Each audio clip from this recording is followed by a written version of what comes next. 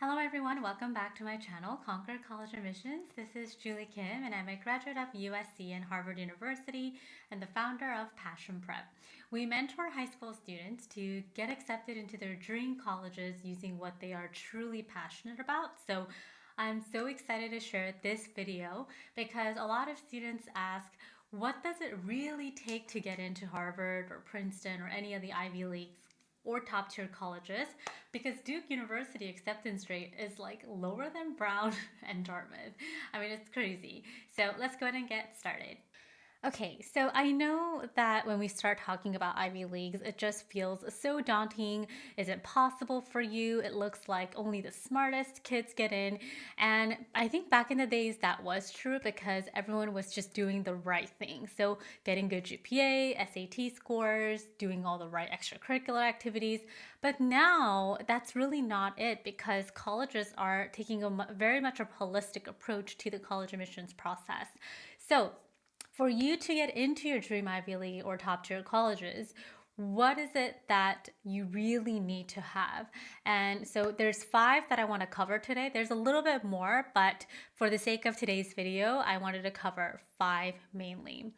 So the first one is you have to have extracurricular activities that support your theme. So your activities like volunteering or summer programs, research positions, clubs on campus, they all need to tie back to your main theme. And the main theme formula is academic interest plus personal interest plus SPV. SPV stands for strength, P stands for personality, V stands for values. So if you're doing volunteering just for the sake of volunteering, but your value does not include volunteering, it's not going to make sense. And so it's really important for you to do a few high quality extracurricular activities. I've had so many students with like 5 or 7 extracurriculars that got into Harvard, Princeton, Yale, Stanford, all of those colleges. Just because you have 10 mediocre extracurricular activities does not mean that that quantity is going to impress the college admission officers. And to the next point, you really need good recommendation letters. Most of the time, students start thinking about rec letters when they are approaching their senior year. So they're like, oh, who's going to write me the letter? Who should I ask? The moment you are starting to ask yourself that question, you're already too late because you need to start building relationships with your potential recommenders as soon as possible, especially your guidance counselor. You have this person for 3-4 years. So if you are trying to get a rec letter from the guidance counselor, but you've never reached out, connected, networked, asked good questions, you only went when you had class selections questions in an angry tone, then it's too late. So that's why I say with college counseling, you have to start early. You have to start building relationships early on because recommendation letter is really the only thing that's coming from a third person that will really move your application to the accepted pile. It's like the it factor, but a lot of students don't think about it that way. But you have to.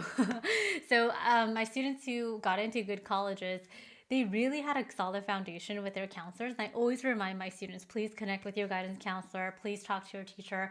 Please, send emails and thank you emails. All of those efforts are really important. The third one has to be excellent essays. So there are 2 types of college essays you write. One is a personal statement essay that goes into common application. This essay goes into every college the same way. And if you go into the common application website, they'll give you 8 prompts to choose from, basically asking like, who are you? That's it. So that essay is really big one. And actually with our students, we spend about like 2 to 3 months on this essay. And then the second type is supplemental essays. So these are the specific essays that you have to write for each college, and each college they have different essay prompts, different word count. Some have 8, some have 1, some have 3. So it's just really varies by the college that you're applying to. And so writing good essays is really important. But if you don't have a strong foundation in your theme, or you don't know what your academic interest is, or you don't have good extracurriculars, then it's really hard to write a good essay. So it becomes like a domino effect, right? So working on the essays is really important. And then the fourth point that I want to make here is a strong passion project that really supports your academic interest. I have a few students, when they first enroll in our program, they ask me, can I do a passion project on my personal interest? And my answer to that is no, because there's so many easier ways for you to demonstrate your personal interest. You don't necessarily need a passion project to do so, but academic interest is a little bit hard for high school students, right? So with your passion project, I always have my students have it be based around the academic interest and the passion project to demonstrate the student's strength as an individual. So that is key. Passion projects are so powerful. You learn and grow along the way. You have a lot of stories. One of my students who started a passion project said, oh my gosh, Julie, only a few people showed up to my event that I planned out for my passion project. And I said, oh my gosh, that's so good. We can write about it in your college essay. And of course, we troubleshooted everything. And the second event, we were able to get even bigger result, and then she ended up getting media publication for it. So when you just do the easy things like register for a summer program, do volunteering, you're not going to get a lot of experience out of it. It's just you pay the money, you go, you learn, and then you're inspired. But when you do a passion project, it's like an entrepreneurship. It can be really hard, it can be really doubtful, you can have a lot of good stories, and that's what we really write about in our essays, and it's so fun. And the last point that I want to make is rigor. What colleges mean by rigor is that they are looking for students who are taking challenging classes. So taking a lot of honors and AP classes, and also taking community colleges dual enrollment during summer.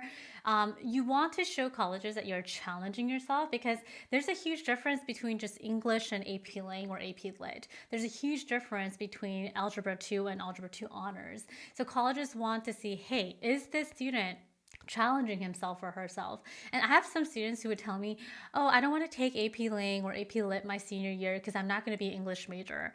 That doesn't matter. Colleges want to see rigor in the application. So if you are saying, hey, I'm going to do something easy, I'm going to take an easy class, that will be an automatic way for you to get eliminated or rejected. So we definitely want to make sure that the rigor aspect is there. Thank you so much for watching today's video. And also don't forget to check out our free training at passionprep.com/masterclass. I'll be back here with another video next week. Bye.